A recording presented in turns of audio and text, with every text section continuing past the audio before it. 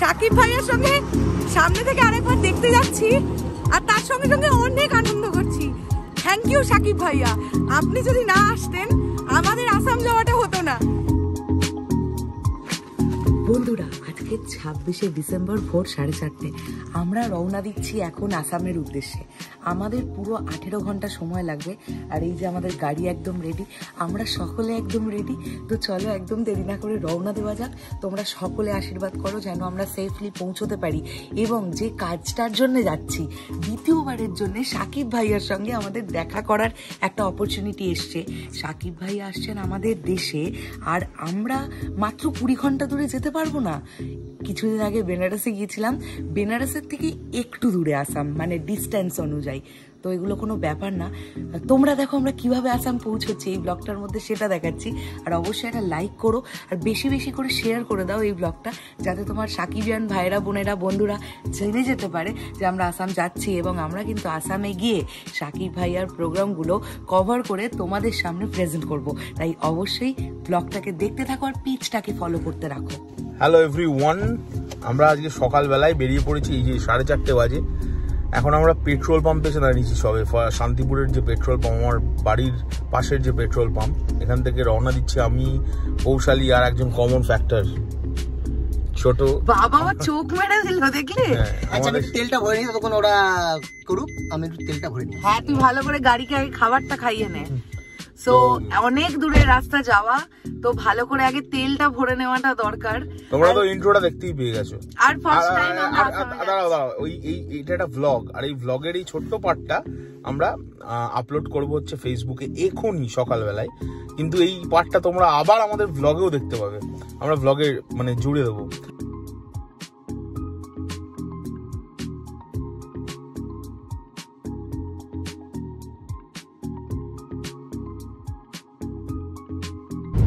বন্ধুরা দেখতে দেখতে দেখো সকাল হয়ে গেল, সূর্য এখনো ওঠেনি। আর আমরা এখন, আমাদের এখনো সময় লাগবে 14 ঘন্টা 24 মিনিট, দেখা যাক। আর এখন যাচ্ছি আমরা, তোমরা তো জানো কোথায় যাচ্ছি। এই যে এখনো ছোট পাই করে গাড়ি চালাচ্ছে, কিন্তু ব্যাপারটা হচ্ছে আমাদের কিন্তু একটুখানি চা খেতে হবে।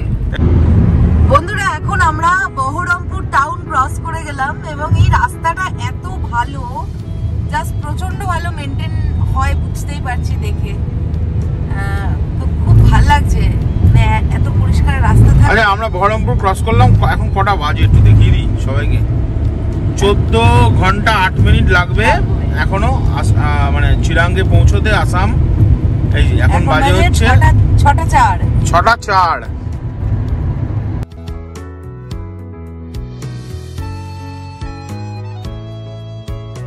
ওরে বাবা বন্ধুরা, কিছু দেখা যাচ্ছে না। এই যে রাস্তা, এখন সকালবেলা বাজে হচ্ছে দেখি 6:09, কিছু দেখা যাচ্ছে না কুয়াশার চলে। জানলাটা ভয়ে খুলছি না, হ্যাঁ কিচ্ছু দেখা যাচ্ছে না। দেখো তোমরা, তোমাদের জন্য খোলা যাক। এ বাবা কোথানি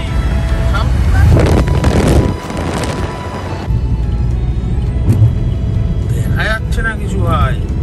মালদা এখন আমরা চা খেতে দাঁড়িয়ে পড়েছি। বাই দ্য ওয়ে সকলকে জানাচ্ছি ভেরি গুড মর্নিং। এখন আমরা পলসন্ডা মোড়ে, আর আমরা দাঁড়িয়ে আছি পাপ্পু ধাবার সামনে। বন্ধুরা তোমরা তো সবাই জানো আজকে 26শে ডিসেম্বর, গতকাল গেছে 25শে ডিসেম্বর, মানে মেরি ক্রিসমাস। তো চলো আজকে এখন আমরা একটু সান্টা ক্লজের সঙ্গে ডান্স করব। হাউ সুইট, এটা এত ভালো।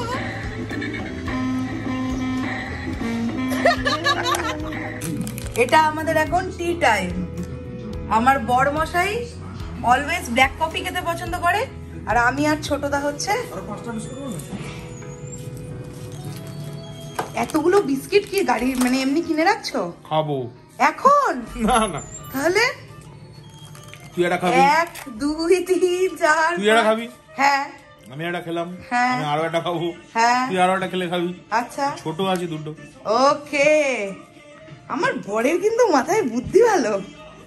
তাই ভাবি মারতে আসছিস নাকি? না মারিনি। আমরা চা খেয়ে বেরিয়েই দেখলাম সূর্য উঠে গেছে।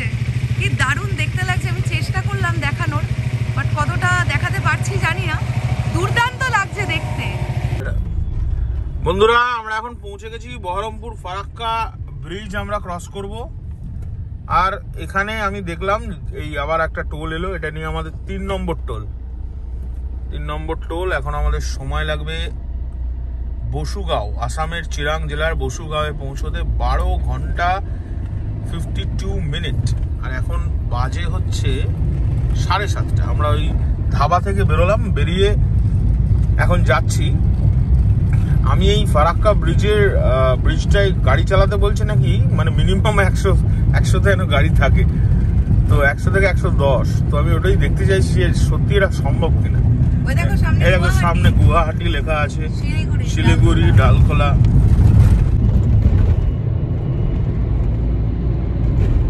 কি হলো? কি বললে বলো? কিছু বলিনি। কি বললে বলো? আমি মন দিয়ে রিল দেখছিলাম। আমি আসলে রিলস দেখতে খুব পছন্দ করি। যখন আমি হাতে ফোন নিই তখন আমার বড়মশাই শুধু আমায় বলে, এই কাজ কর, আবার রিলস খুলে বসে আছিস। আজকে একটু পিছন হয়ে বসেছি, তাই ফোনে কি করছি তো দেখতে পাবে না, তাই মনের সুখে রিলস দেখছিলাম। বন্ধুরা এটা ফারাক্কা ব্রিজ। ইয়েস। আর আমরা বেশিক্ষণ ভিডিও করতে পারবো না, কেননা এখানে রেস্ট্রিক্টেড এটা, এই এরিয়াটা এটুকুই থাক।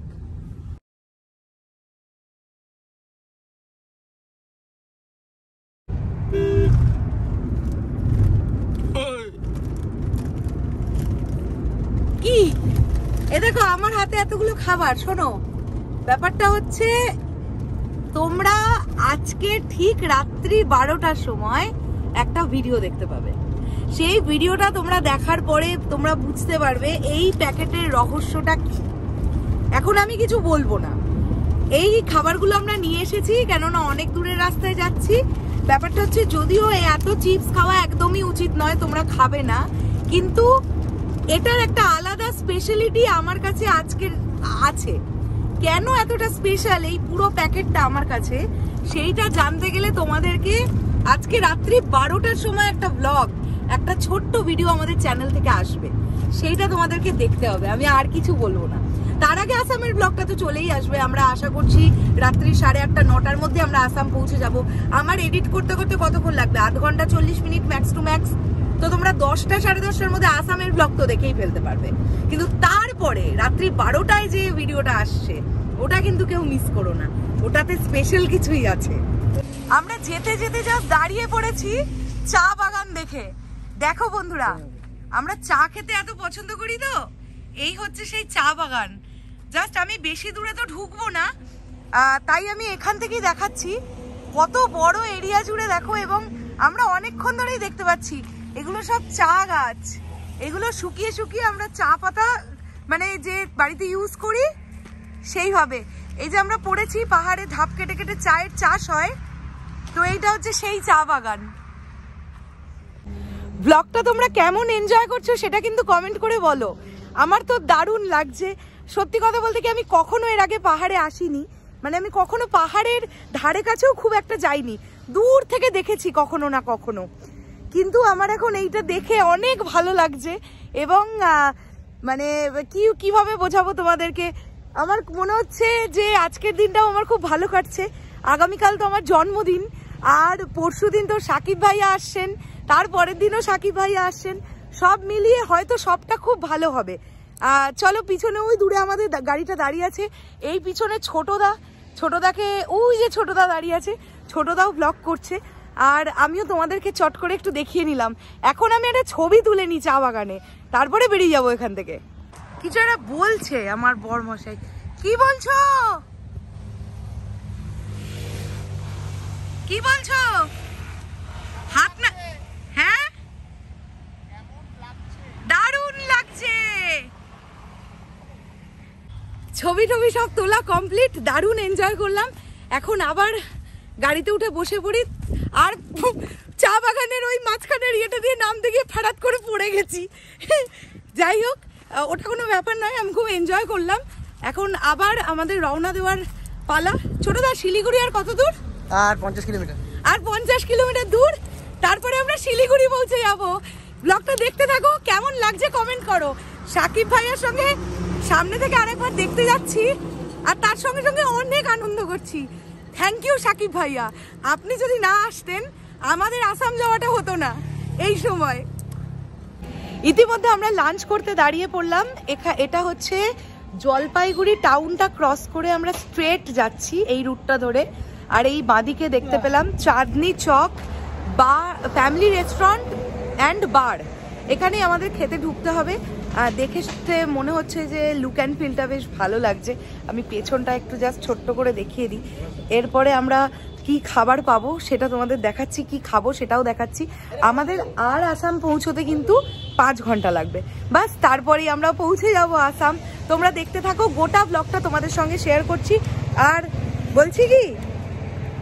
বলছি তোমার কেমন লাগছে গাড়িতে? আমরা কিন্তু বেনারসের পরে এই প্রথম এতখানি জার্নি করছি। হ্যাঁ সত্যি, এটা সাকিব ভাই যদি না অ্যারেঞ্জ হতেন, মানে আসামে যদি অ্যারেঞ্জ না করতেন ওনাকে কেউ অর্গানাইজাররা, তাহলে আমরা মনে হয় এখানে যেতাম না। আর বহুত ক্ষণ জেগে, রাত্রে ঘুম নেই আমাদের দুজনের। আমরা ওদের 1-1.5 ঘন্টা ঘুমিয়েছি, এখন 1-1.5 ঘন্টাই ঘুমিয়েছি।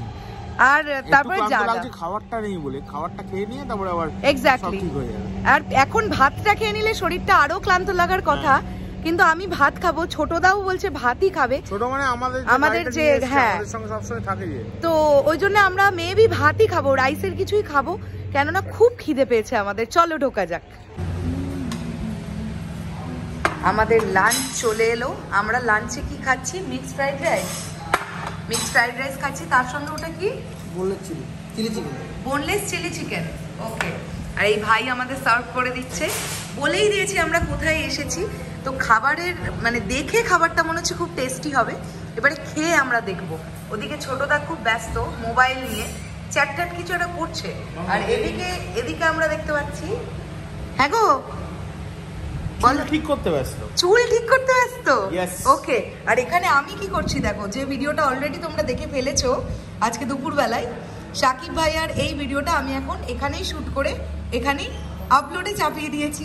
আমি আমার কাজ করছি। তো চলো বন্ধুরা, খাওয়া দাওয়াটা কমপ্লিট করে নিই। আবার খাওয়া দাওয়া করে একটু পরে দেখা হচ্ছে সবার সঙ্গে, তাই তো? ওকে। ছোটদা কেমন লাগছে খাবারটা? দারুণ বানিয়েছে। ভালো না? দেখেই মনে হচ্ছিল খাবারটা যে ভালো টেস্ট। তুমি একবার খেয়ে দেখো কেমন লাগছে। দুর্দান্ত।